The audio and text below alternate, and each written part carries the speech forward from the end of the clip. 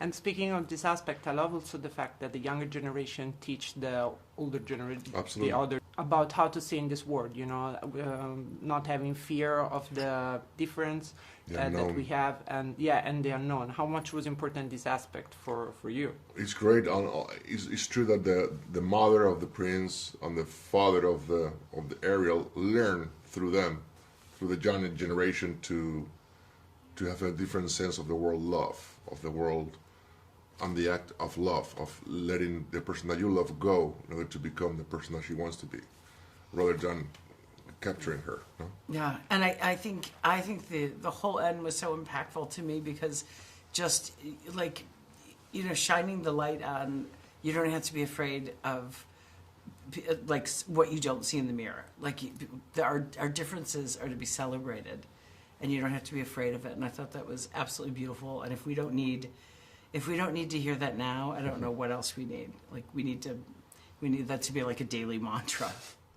Yeah, it was so important to me to portray the realness of Ariel and what makes her, well, not human because she's a mermaid, but just all the imperfections of her and how she learns to embrace them. And, you know, I think she has so many amazing qualities, like her independence and her passions and her thirst and curiosity for this new world.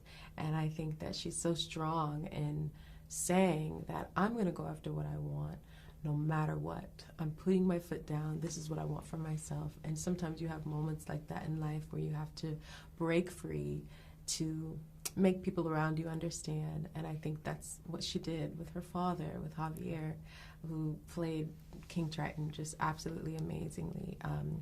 It was just a really beautiful experience to be able to play that. And I hope I got, well, I feel like she's still with me a little bit. I'm like adopted some of her little traits, I hope to keep in my heart. And when I was 7 years old and I watched the animated version, yes, at the end I stood up and I was like, no, this is not why, I don't like this ending, why she's going out of the sea, and you know. And watching your movie, actually, I realized why she wants to do that.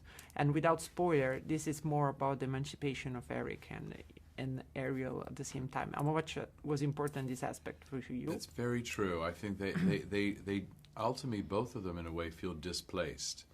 And especially Ariel doesn't feel she's where she should be. She feels like an outsider, doesn't feel she belongs. She feels she belongs in another world. And that's a world that's been shut off to her by her father and by the world. But she, you know, doesn't believe that to be the case. And she embarks on this journey to break down that wall and barriers to build a bridge to this other world through this wonderful character of Eric, this kindred spirit that she finds. And it felt very contemporary to me, this theme, you know, not being afraid of people that are different than you.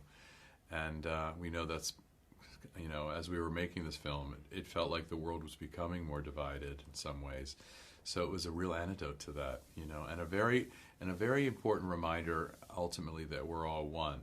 And I think Ariel, as a young spirit, she sees that.